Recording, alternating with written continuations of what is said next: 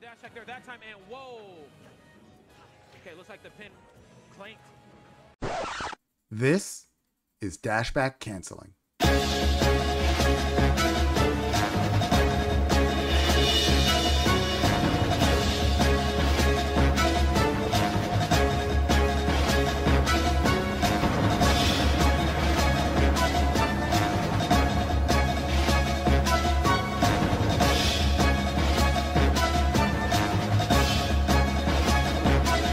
What is dashback canceling?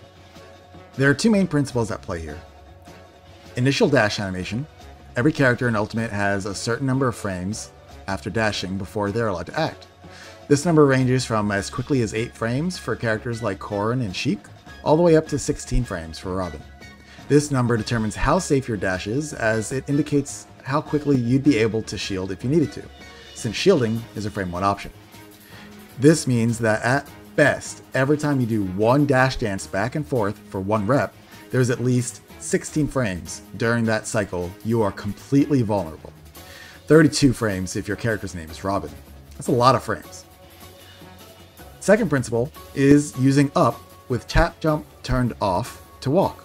This is actually a technique I've been emphasizing in my own play for the past year.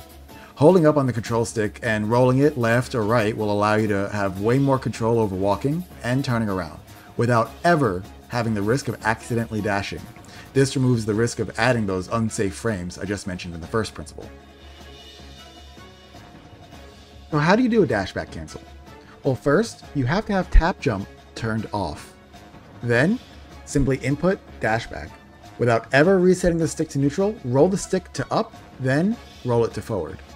If you've done this right, it'll initiate a turnaround on your first actionable frame out of a dashback. If you want to walk on the first possible frame, simply hold the forward direction instead of letting go of the stick. This means you're basically doing a half circle motion starting from back and rolling forward via up. If you're seeing your character enter a skid animation or seeing your character dash dance, you didn't do it right. I want to take a second to acknowledge that this is technically possible to do everything in this video without this method, either by using a sensitive walk input manually after a dashback, or by using some form of down angles to achieve this. But in both of these examples, it's way too easy to accidentally dash. So the real value here is you get access to all of the following use cases without any risk of ever accidentally dashing forward back into harm's way. Probably the most common and useful tool is simply turning around. It'll allow you to have a really good opportunity to check your opponent's patience and see if they committed to an aggressive option. It allows you to get more reactionary punishes after the turnaround without having to guess quite as often. It covers things very easily like dash attack, dash grabs, or jump in aerials that your opponents might want to do on you. It's worth noting that you can actually do this tech with any amount of space left on the stage, as long as you aren't already in your teetering animation. This also includes the spacing you have when you do a neutral getup from ledge. You still have the option to dash back at any point. You can also use this technique to easily dash back and turn around and shield, making sure that you're creating space between you and your opponent, but still turning around and blocking something they might be jumping in with. It's always better to be facing your opponent when blocking than not, so this is an awesome micro-spacing tool to block. As I mentioned before, you can also turn around and walk back forward toward your opponent. This is extremely effective, as it is kind of like being able to dash dance, as you are giving yourself a little bit of an opportunity to close the space between you and your opponent, maximizing your potential opportunity to then react with a dash or some kind of punish right in front of you. This is especially useful, as Riddles was telling me, with the Shotos, including Terry, Kazuya, Ken, and Ryu. This is because a lot of their strongest punishes come from things like jabs and tilts, allowing them to backdash and easily walk back forward to microspace and get these very strong punishes. You can also use this to turn around and get a standing grab, instead of being forced to use pivot grabs all the time. You can use this to turn around and zair if you have a zair and create some space. You can turn around and use your tilts, including down tilts. You can turn around and use sliding down tilts, which I think look pretty cool, as you can see here. You can turn around and crawl by doing a full circle motion with your stick and ending on down. You can turn around and dash back again if you aren't quite comfortable with what you've seen and you want to just check someone's patience once more.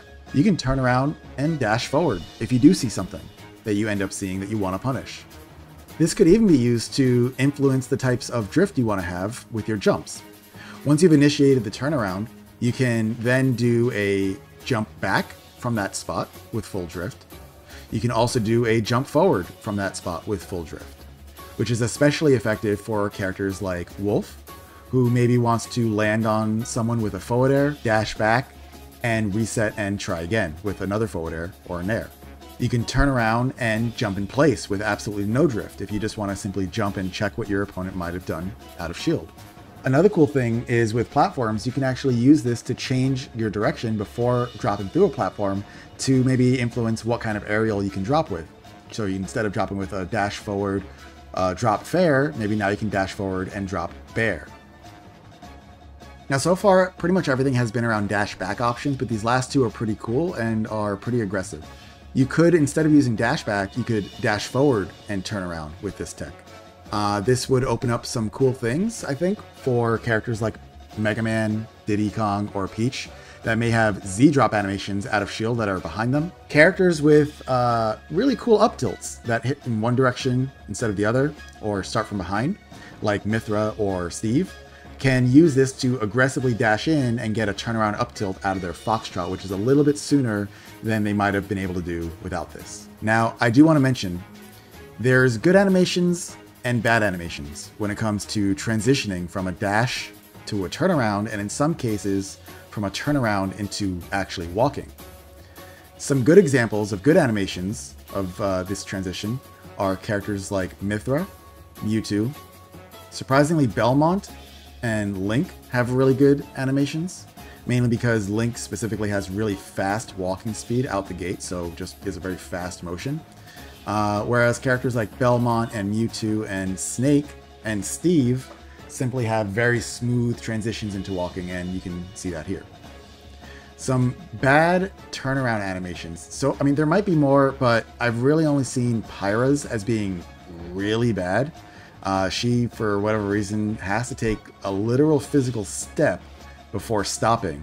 And as far as bad walking transition animations, the worst offenders I've seen so far for this are Bowser and Banjo.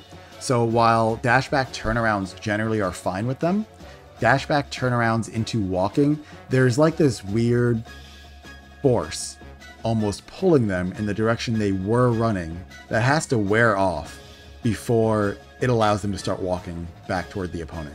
It's really strange, and you won't really even appreciate it just from looking at the video. So if you want to see what that's like, I'd recommend you feel it out once you get used to doing this with your characters. It's weird. Bowser and Banjo just feel bad trying to walk after doing this.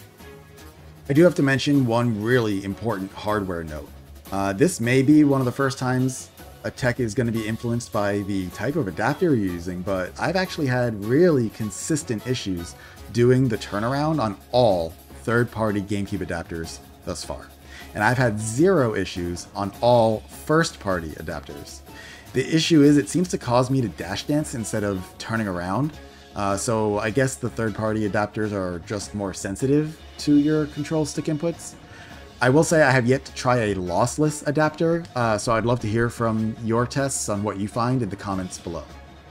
I can't wait to hear all the ways you all find to utilize this technique. I truly feel as though I've only scratched the surface in this video and leave the rest up to you.